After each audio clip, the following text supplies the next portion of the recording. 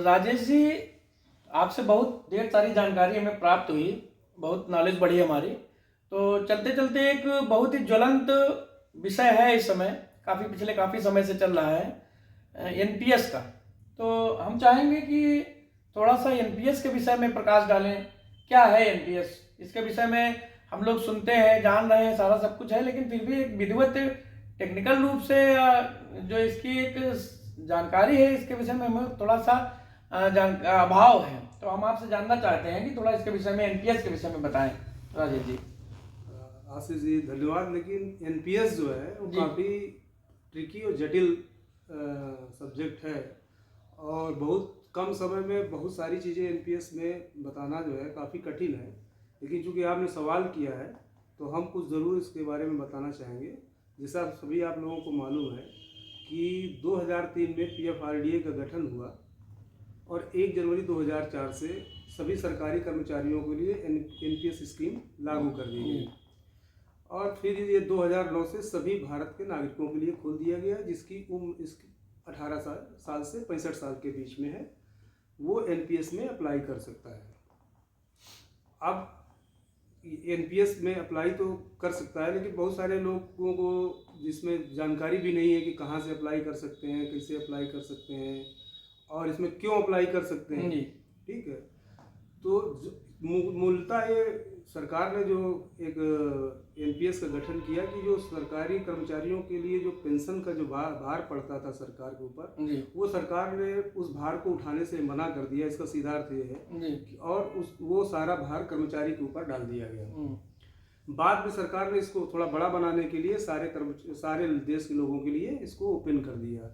तो इसको अप्लाई करने के लिए आप बहुत सारे प्लेटफॉर्म है, कैनफिल्ड है, स्कैम्स है, या आप अपने बैंक के थ्रू कर सकते हैं, या ऑनलाइन प्लेटफॉर्म से जैसे डीमैट वगैरह से कर सकते हैं। अब इसमें काफ़ी कन्फ्यूजन भी रहता है लोगों को कि हमारा जो है कौन मैनेज कर रहा है कहीं नहीं। तो अब इसमें फिर बीच में हम थोड़ा सा डिस्टर्ब करेंगे आपको। ये दो प्रकार की स्थिति हो गई। एक तो आपने बताया कि सरकारी कर्मचारियों के लिए सरकार ने उसका गठन किया, और दूसरी तब हो गई कि आम लोगों के लिए भी हो गया। तो एक आम व्यक्ति भी करता है और सरकारी भी। हाँ बिल्कुल। तो सरकार ने 2009 में सबके लिए खोल दिया कि जो भी लोग पेंशन अपने रिटायरमेंट का प्लान करना चाहते हैं जी, और एनपीएस के थ्रू करना चाहते हैं, वो भी इसमें पार्टिसिपेट कर सकते हैं। और इसको प्रोत्साहन देने के लिए सरकार ने इसमें टैक्स रिबेट भी दिया। तो सरकारी कर्मचारियों को जो टैक्स रिबेट मिलता है तो 1.5 लाख तक 80cc-D1 में मिल जाता है, और 80cc-1B में उनको 50,000 मिलता है। और ये प्राइवेट लोगों के लिए और सरकारी लोगों के लिए दोनों के लिए सेम है। लेकिन सरकारी कर्मचारी के लिए के लिए एक और है 50,000 की छूट, जो 80cc-D2 में है। ठीक है, वो केवल उन कर्मचारियों को ही मिलती है। और इसमें कंट्रीब्यूशन जो ज़्यादा से ज़्यादा लोग बेसिक प्लस डीए का 10% ही कर सकते हैं, जो एग्जेप्ट है उसके ऊपर करते हैं तो उसमें कोई छूट नहीं है, केवल उतनी ही कटौती उनकी मानी जाएगी कि बेसिक और डीए का 10%। ठीक है, अभी सरकार अपनी तरफ से जो कंट्रीब्यूशन देती है बेसिक और डीए और मिलाकर के वो 14% देती है। अब वो 40% कंटिन्यू रखती है नहीं रखती है सरकार का नियम है, लेकिन 10% सरकार को कंटिन्यू रखना पड़ेगा। इस एनपीएस में वो कर्मचारियों को 10% सरकार का कंट्रीब्यूशन रहेगा ही। अब इस अकाउंट को खोलने के लिए सबसे आपको एक जो सरल तरीका है कि अपनी पास की बैंक में चले जाएं। बैंक, अब हम इसको आपको एक जानकारी देना चाहेंगे, बहुत सारे कम लोगों को ये जानकारी होगी कि ये इसका जो पीएफआरडीए ये सब कैसे कंट्रोल करता है। हाँ, इसी विषय को बताइए जी। कौन कौन इसमें इन्वॉल्व होता है। तो आप जिसे एप्लीकेशन लेकर के अपनी बैंक में जाएंगे तो वो बैंक आपकी मेन ब्रांच में आपका एप्लीकेशन भेज देगा। वो फिर आपका एक केवाईसी के लिए जो केफिन, कैम्स और एनएसडीएल जो है आप इस समय प्रोटीन ग्रुप के नाम से आता है, यहाँ पर आपको भेजा जाएगा आपका फॉर्म, जिसको बोलते हैं क्लाइंट रिकॉर्ड कीपिंग एजेंसी, मतलब आपकी केवाईसी वो करेंगे जी। अब इस पूरे के लिए एक जो ट्रस्टी बैंक होती है, वो सभी एनपीएस के लिए एक्सिस बैंक को नियुक्त किया गया है कि वो ट्रस्टी बैंक रहेगी। Axis bank. अब जो एक्सिस बैंक आपको चॉइस देती है वो एनपीएस कि आप अपने फंड मैनेजर नियुक्त कर सकते हैं, पेंशन फंड मैनेजर। तो मूलतः इस समय 7 पेंशन फंड मैनेजर हैं, जिसमें सरकारी कर्मचारियों के लिए केवल मात्र 3 फंड मैनेजर, एसबीआई, एलआईसी और यूटीआई। और आम लोगों के लिए सातों अवेलेबल हैं, किसी भी फंड मैनेजर के साथ में अपनी एनपीएस कर सकते हैं, चॉइस कर सकते हैं। अब इन सारे चीज़ों का डॉक्यूमेंटेशन जितना भी होगा, यूनिट अलॉट होंगे और जो भी होगा उसका एक कस्टोडियन नियुक्त किया गया। जो कस्टोडियन है स्टॉक होल्डिंग कॉर्पोरेशन, वो सभी एनपीएस चाहे आपकी हो सबका हो, स्टॉक होल्डिंग कॉर्पोरेशन उसका कस्टोडियन है। और फिर इसके ऊपर एक ट्रस्ट का नियुक्त किया है जो इन सब के ऊपर वो निगरानी रखता है, एनपीएस ट्रस्ट। और एनपीएस ट्रस्ट की को निगरानी रखने के लिए और सभी की निगरानी के लिए पीएफआरडीए का सरकार के रेगुलेटरी बॉडी है जो इस पर पूरा ध्यान रखती है, नजर रखती है। तो ट्रस्टी बैंक का ऑडिट, स्टॉक होल्डिंग का ऑडिट और इन सभी चीज का ऑडिट महीने में, क्वार्टरली और छमाही, ईयरली ये ट्रस्टी करते रहते हैं, जो आपकी ट्रस्टी बैंक का। और ट्रस्टी बैंक का जो काम है वो जब आपकी पूरा फंड मैनेजर जिसे आपने चेंज करना चाहेंगे तो वो एनएसडीएल को इन्फॉर्म करेगा और वो फंड मैनेजर आपका चेंज कर देंगे, जैसा आप चाहेंगे वैसा कर लेंगे। जब आपके मैच्योरिटी आएगी तो वही ट्रस्टी बैंक आपकी एन्युटी के लिए आपसे मांगेगी कि आप पेंशन किस से लेना चाहते हैं, ठीक है, किस फंड हाउस से पेंशन लेना चाहते हैं, जो पेंशन फंड है, ठीक है। जैसे उसमें भी यही 7 लोग हैं, ठीक है। आप किसी से भी ले सकते हैं कि हम आपका जो मैच्योरिटी आएगी वो आपको 60% मिल जाएगी, 40% से आप पेंशन ले सकते हैं। अब इसमें भी एक बड़ी है कि आप कुछ लोग इसको सवाल होता क्या इसको डिफर कर सकते हैं, हम 60 साल में ना लेना चाहें तो डिफर कर सकते हैं, आप कुछ साल बाद ले सकते हैं। अब एक और सवाल हो सकता है क्या ये जो पूरा मैच्योरिटी अमाउंट 60% जो हमें मिलेगा हम एक ही बार में लेना है कि हम अलग अलग ले सकते हैं। आप इसको 10 इंस्टॉलमेंट में भी ले सकते हैं या इसको आप 70 साल में ले सकते हैं या आप जितना चाहें। एक जो एक प्रश्न आता है, फिर हम आपको इस जगह थोड़ा सा रोकेंगे। प्रश्न ये आता है कि हम एनपीएस में हमने कर लिया, लेकिन एक मन में एक भय बना रहता है कि हमारी पेंशन बाजार पे निर्धारित है और कहीं ऐसा ना हो जाए कि हम जब सेवानिवृत्त होने की स्थितियां हमारी आवे तब हमारा जो है बाजार एकदम डाउन हो तो हमारी पेंशन कम बने। क्योंकि अभी भी कुछ उदाहरण भी हमारे सामने पेश किए जाते हैं कि किसी को 700 रुपये मासिक पेंशन मिल रही है, किसी को 1000 रुपये मिल रही है। तो इस प्रकार की जो स्थितियां हैं, तो इसके विषय में क्या इसमें हमारा पैसा फंस रहा है या गलत उसमें जा रहा है? इस सवाल को कैसे जानकारी होगी? इस सवाल का जवाब हम जरूर देंगे जी। लेकिन जो हम पहले आपको बता रहे थे कि इसका सब्सक्रिप्शन कैसे होगा, तो पेंशन अकाउंट खोलने के लिए सबसे आपको टीयर 1 अकाउंट खोलना पड़ता है। इसमें एक और टीयर 2 अकाउंट होता है जो वो खोलना चाहते हैं, वो इन्वेस्टमेंट अकाउंट है, उसमें कोई टैक्स रिबेट नहीं मिलती, उसमें कुछ भी नहीं मिलता है। तो उस कंडीशन में आपको टीयर 1 अकाउंट यदि आपको खोलना अनिवार्य है पेंशन के लिए जी, तो टीयर, थोड़ा टेक्निकल डिस्टर्बेंस के लिए माफ करें, तो टीयर 1 अकाउंट जब आप खोल लेंगे तो आप पेंशन में अप्लाई कर सकते हैं। अब ये आपको इसमें और भी सुविधाएं हैं कि आप इसमें पार्शियल विड्रॉल भी कर सकते हैं, वो अपनी लाइफ में 3 बार ही कर सकते हैं। और जो आपका कंट्रीब्यूशन होगा, जो सब्सक्रिप्शन करने वाले व्यक्ति का जो कंट्रीब्यूशन उसका 25% जी, उसमें भी क्लास लगे हुए हैं, उसमें रिस्ट्रिक्शन है कि आप केवल किन कारणों से ही कर सकते हैं। उसमें से जैसे बच्चों की हायर एजुकेशन के लिए, मैरिज के लिए या बहुत ज़्यादा कोई इलनेस है, तभी आप लोग उसमें 25% और केवल अपने लाइफ में 3 बार कर सकते हैं। कुछ लोगों का होता है कि क्या प्री मैच्योर जो है इसमें विड्रॉल हो सकता है, प्री मैच्योर हम इसको बंद कर सकते हैं, बिल्कुल बंद कर सकते हैं। लेकिन आपका यदि अमाउंट 2 लाख से ऊपर है आपको 20% ही मिलेगा और 80% एन्युटी में चला जाएगा, ठीक है। बीआरएस कोई लेता है वो उसको भी आप पूरा पैसा विड्रॉल नहीं कर सकता है। यदि उसका अमाउंट कम है, 2 लाख से कम है, तो पूरा विड्रॉल हो जाएगा अथवा पेंशन स्कीम में चला जाएगा। अब तीसरा सवाल ये आता है कि हमने आपको टैक्सेशन इसका बता दिया कि टैक्सेशन बेनिफिट है और ये कैसे ये सब्सक्राइब किया जा सकता है। अब एक और इसमें प्रश्न आता है कि इसमें रिटर्न क्या हो सकता है। जी। तो ये जो पेंशन स्कीम है इसमें जो आपको सिलेक्शन करने के लिए जो दिया गया है कि आपको 2 मोड दिए गए हैं, एक ऑटो चॉइस और एक्टिव चॉइस, ठीक है। जो एक्टिव चॉइस में है कि आप उसको इन्फॉर्म करना चाहते हैं कि आप क्या क्या रखना चाहते हैं, तो ये पैसा आपका लगता कहाँ, जब ये जान जाएंगे तो बात थोड़ा समझ में आएगी। तो ये इसको होता है ACGA, ठीक है। आपने इसे एक्टिव चॉइस लिया तो ACGA जो A है वो अल्टरनेट इन्वेस्टमेंट है, अल्टरनेटिव, ये सब काफ़ी हाईली रिस्की है। ये रियल इस्टेट, रीट और इसमें इनविट में लगता है। ठीक है, सरकार उसमें मैक्सिमम आपको 5% ही अलाउ करती है कि 5% से ज़्यादा आप इसमें इन्वेस्टमेंट नहीं कर सकते। दूसरा उससे दूसरा हाई वोल्टाइल है, जिसको आम भाषा में लोग रिस्की कहते हैं, वो इक्विटी है। तो इक्विटी में आप केवल 75% ही मैक्सिमम कर सकते हैं। ठीक है, उसमें भी एज रिस्ट्रिक्शन है। यदि आप 50 चॉइस लेते हैं तो जहां आप 50 के होंगे तो 50 के बाद आपका हर साल 2.5% इक्विटी से कम होता चला जाएगा इन्वेस्टमेंट। आप जब 60 के पहुंचेंगे तो 50-50 हो जाएगा। अब दूसरा दो बचते हैं, सी और जी।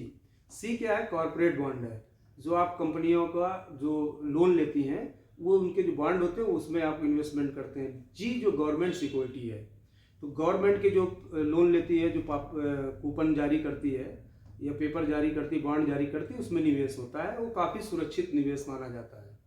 तो अब यदि आपका इक्विटी का पोर्शन ज़्यादा है, आपकी एज कम है, आप मान लीजिए 25 साल के हैं और उस समय इक्विटी का पोर्शन ज़्यादा लगते हैं, तो जैसा आपको देखा गया अमूमन बाजार में रिटर्न ज़्यादा मिलता है, तो आपको थोड़ा रिटर्न ज़्यादा मिलेगा।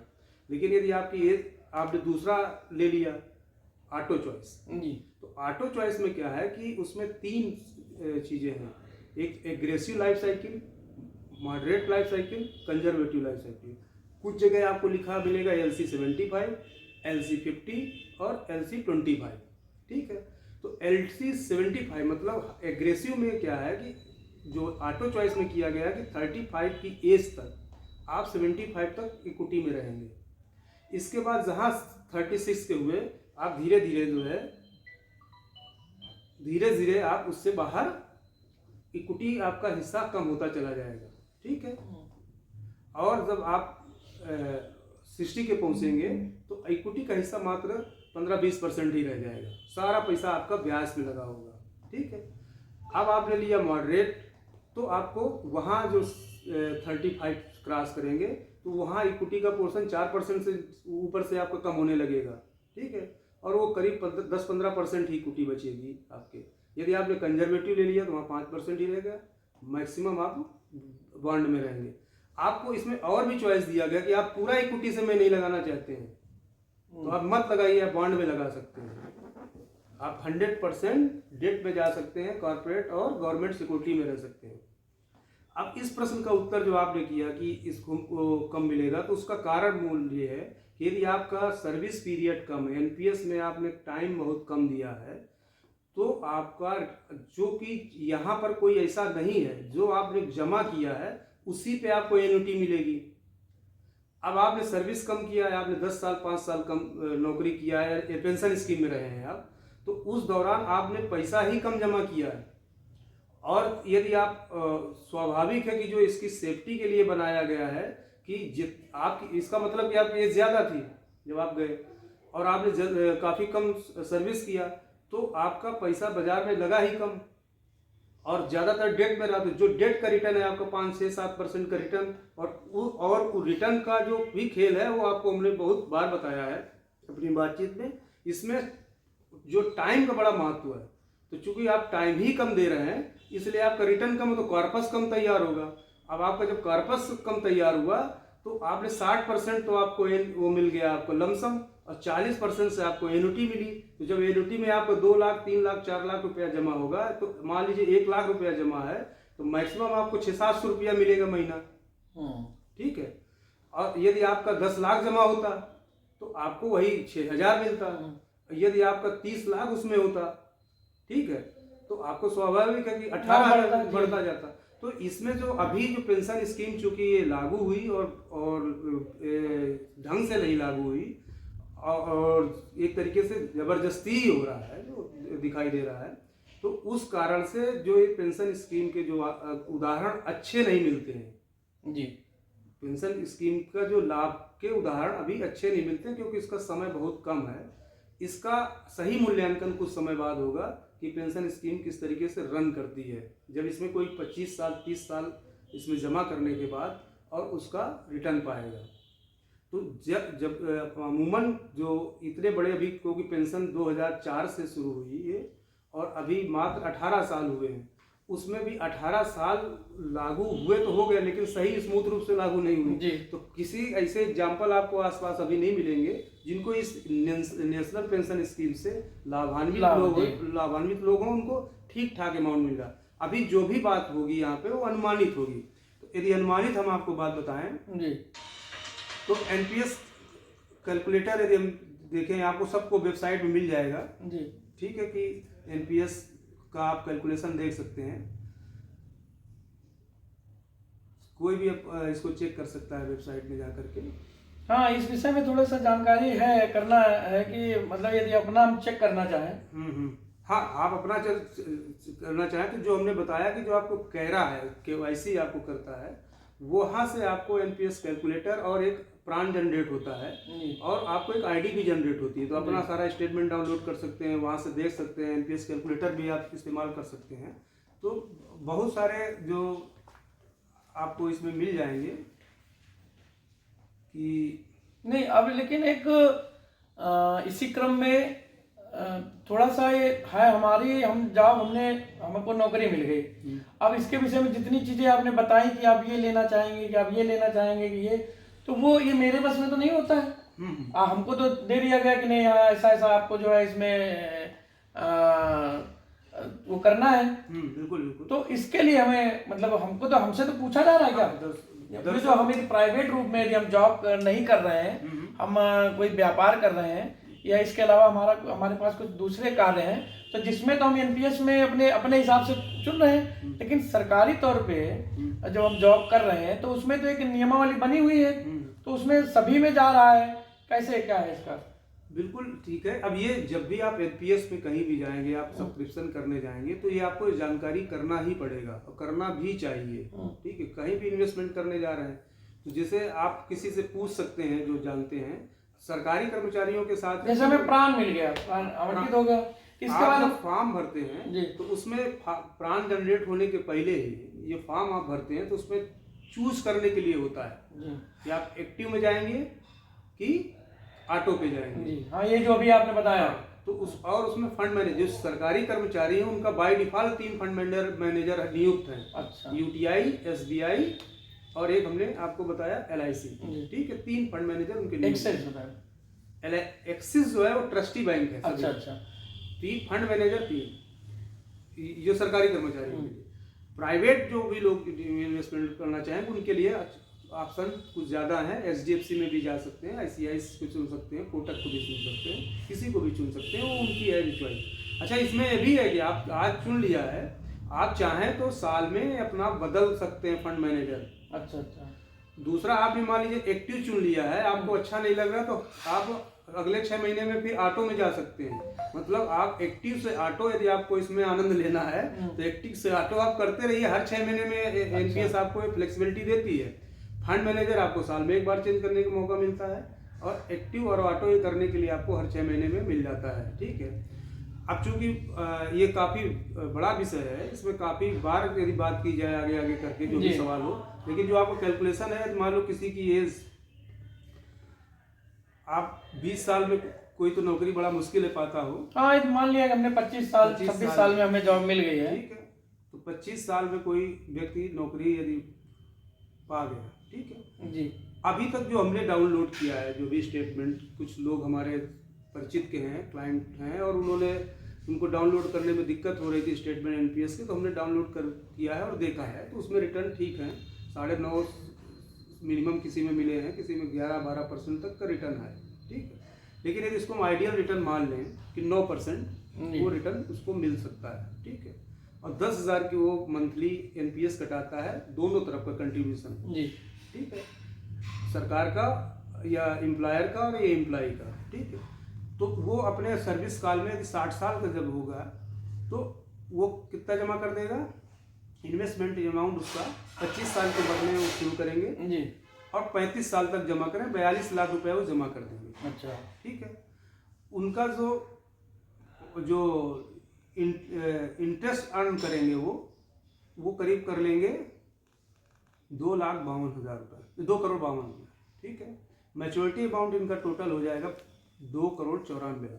मतलब 3 करोड़ के आसपास उनको आपके तैयार हो जाएगा। तैयार हो जाएगा। जी। उसमें आपको 60% आपको लमसम मिल जाएगा, 40% से आपको, तो 3 करोड़ का यदि आसपास मानो तो 60% निकल जाएगा कितना,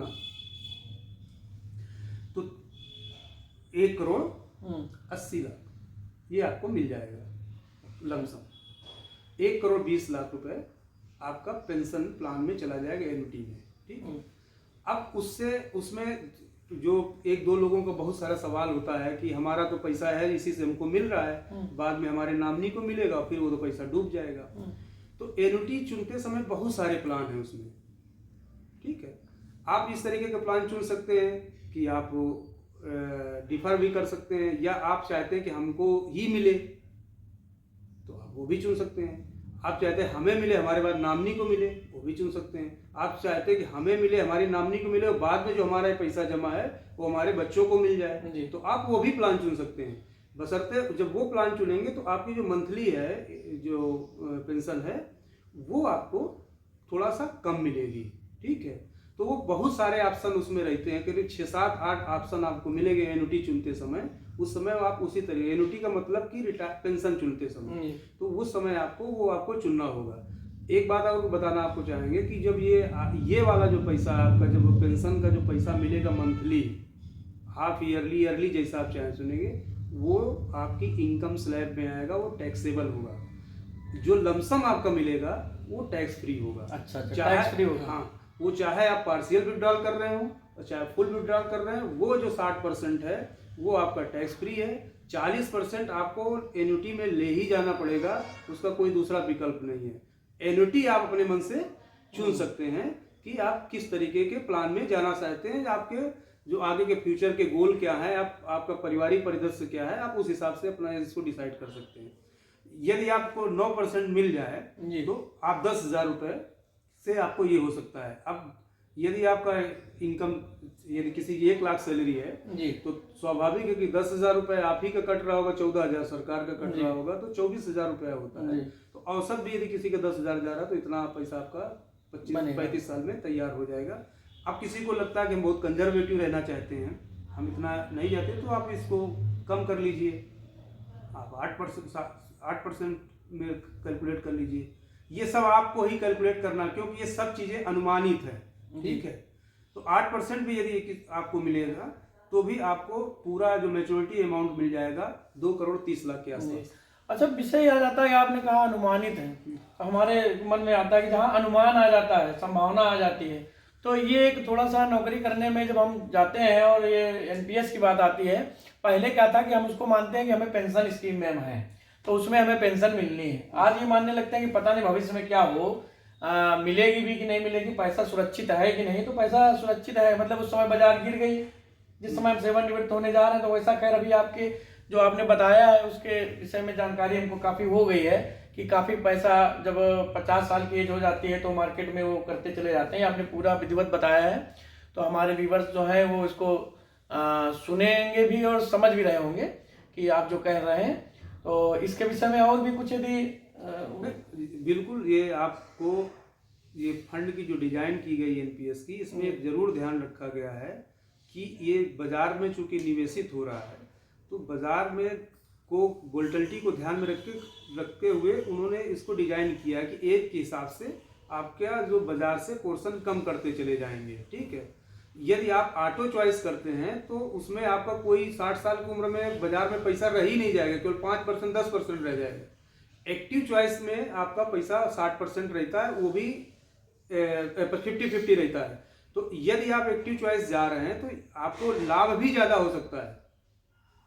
यदि आपके समय 25 साल 30 साल है, तो यदि 25-30 साल में यदि आपको लग रहा है कि कुछ बाजार में या देश में कोई तरक्की नहीं होगी, तो अपनी समझने के तरीके, इसमें हमारा कोई फोर्स नहीं है, ना हमारे कंट्रोल में। जो इसमें सरकार ने या जो नियम बने हुए उसी के बारे में हम थोड़ा ब्रीफ जानकारी कर रहे हैं, ना हम इसको प्रमोट कर रहे हैं, ना इसको हम इग्नोर कर रहे हैं। ये इसमें कुछ चीज़ें अच्छी भी हैं कि आपको एक्स्ट्रा टैक्स रिबेट मिलता है। दूसरी इसमें एक फायदा है, जो भी पैसे में लिक्विडिटी ज़्यादा होती है, वो हमारा मानना है कि बहुत ऐसे लोग हैं कि वो उस लिक्विडिटी का जो गलत इस्तेमाल करके अपने पैसे विड्रॉल करते रहते हैं और लास्ट में जब रिटायर होते हैं तो उनके हाथ में कुछ नहीं। चूंकि ये निकल नहीं सकता है, इसलिए मैं जरूर कुछ संभावना है कि आपके पास हाथ में कुछ जरूर, हाँ, जब आप सेवानिवृत्त होंगे हाथ में कुछ जरूर होगा आपके जी। पास। तो बहुत बहुत धन्यवाद राजेश जी। जैसा कि मुझे जानकारी मिली है, मुझे जानने को मिला है, उसमें यह है कि इस एनपीएस में यदि हमको बहुत लंबे समय तक जॉब करने को मिले, बढ़िया सा, हम कम समय में हमारी नौकरी लगती है और उसके बाद लंबे समय तक हम सेवानिवृत्त होते हैं, यानी फुल नौकरी करने के बाद, तो फिर इसका आनंद प्राप्त करने को मिलेगा। क्योंकि मिलेगा, अभी कोई उदाहरण ऐसा आया नहीं है। बाकी जो मार्केट का सिस्टम है उसके हिसाब से राजेश जी ने पूरा विधिवत हमें जानकारी प्रदान की है।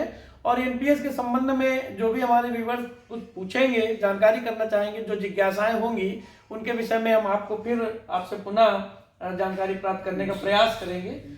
और बाकी बहुत बहुत धन्यवाद आपको, एनपीएस के विषय में बहुत जानकारी आपने दी। धन्यवाद जी। धन्यवाद आशीष जी, धन्यवाद।